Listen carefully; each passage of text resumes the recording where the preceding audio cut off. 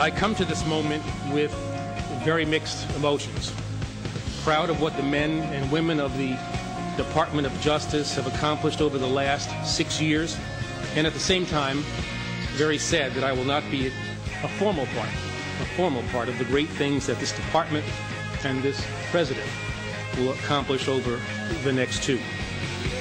That was yesterday, Washington, D.C. Eric Holder, the Attorney General of the United States for the past 6 years, announcing that he will resign that office as soon as the president can nominate and get confirmed his replacement. So what was behind all this? What was the timing on all this? Joining us now on the line is Sharyl Attkisson, an investigative contributor here at WMAL and author of the upcoming book Stonewalled. And look, we don't know if this is it, but I want to point out that at about the same time we are learning that that Eric Holder is going to resign. Sharyl, you have a report about some fast and furious documents that have been sort of contentious over the years. Why don't you lay out what the new thing is with the fast and furious documents, and we'll just let the audience decide whether one thing might be related to the other. There was a court ruling this week, Brian, that said the Department of Justice could not have the extra time it needed after all these years to produce a court-ordered bond index or list of the withheld documents that it's been keeping from Congress and Freedom of Information requests and the public regarding the Fast and Furious gunwalking case. Because of this court ruling, Holder's Justice Department had asked for more time until the day before the election to provide this index in a case filed by Judicial Watch for its failure to turn over public information. But the courts said you don't need the extra time. You've had plenty of time, and he ordered the index produced by October 22nd, which is about a month from now. The reason the bond index is important, even though it won't be the documents yet, it forces the Justice Department to put a list, document by document, together of what it's withholding, giving the reasons specifically in each case why it's withholding it, and basically justifying why it hasn't released the materials. In some cases, this alone is enough to trigger the release of materials because public agencies find they can't really justify why they've been withholding material. And they're not only do they have to give us a list, they have to tell us why and the justification for saying you can't have these documents. Now, are some of these documents protected under a claim of executive privilege?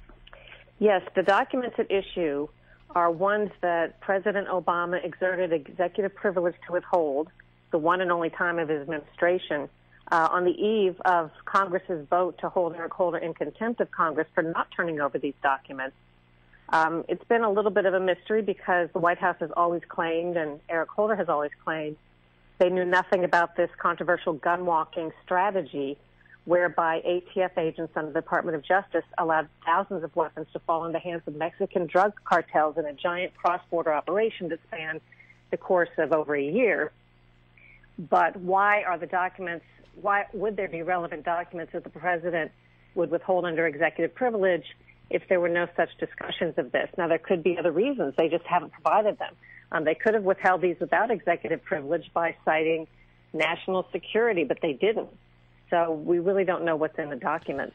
Have there been any leaks or anybody even suggesting, what was part of this documentation or what might be included in it? Has there been any sort of, any inkling at all? Or could this also be one of those much ado about nothing stories where they're just trying to assert their privilege rather than actually trying to hide something?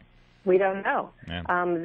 Specifically, the documents sought, Congress gave up and said at some point, Boehner, the Republican leader, agreed not to seek certain documents that the Department of Justice didn't want to give, but focused in on some documents surrounding a false claim that the Department of Justice had provided to Congress early on, saying that no gun walking had ever occurred. Of course, this was wrong, but this was put in writing on the front end. Remember, they were calling the whistleblowers liars, and they were saying, my reporting was wrong and all of that. Well, they provided a letter to Congress saying there had been no gun walking, and later they had to retract that.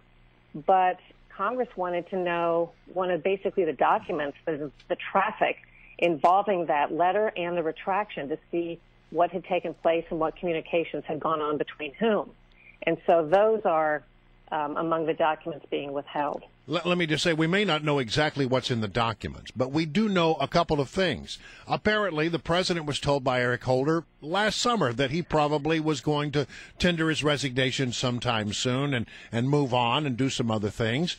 And then all of a sudden, just as this decision is rendered by the judge, that you have to produce these, not the documents, but the list of documents and the justification for why you are withholding them, that seems to be the moment that, coincidentally, the Attorney General of the United States says, "No, I'm out of here."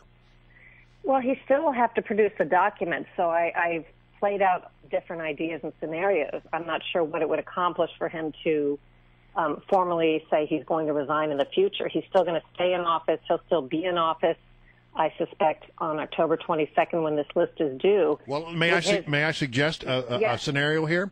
Okay, so let's say we get this list and we find out there's stuff in it and the documents start to be produced and there's something there that members of Congress might think is an impeachable offense, but he's no longer the Attorney General, so they wouldn't go down that path.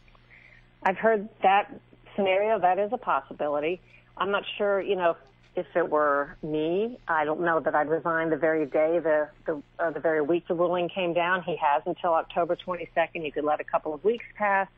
I'm not sure it's related. I'm not sure it's not. I think you make a good point. But when President Obama, at least the mention I saw, he never said that Eric Holder said he was going to leave soon. He just said 6 years was a good run. You have to parse words with this administration because sometimes they leave out a word or add a word that has really different meaning. Yeah. And I didn't see where he said that Holder ever intended to resign. And plus, it has, unless I'm incorrect, it hasn't been 6 years until next year, February of next year. You're so right.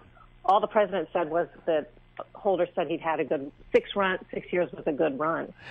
Sharyl Attkisson is our guest, WMAL investigative contributor, and also author of the upcoming book Stonewalled. And, you talk about stonewalling. This Justice Department, I think Eric Holder's legacy in many respects is about stonewalling. And this is yet another example, Sharyl Attkisson, of Judicial Watch, this nonprofit group utilizing FOIA requests to be able to get documents that even Congress hasn't been able to get out of the Justice Department. What does that tell you about not only what this Justice Department has, how they've behaved, but also about the good work Judicial Watch is doing compared to the oversight function of Congress?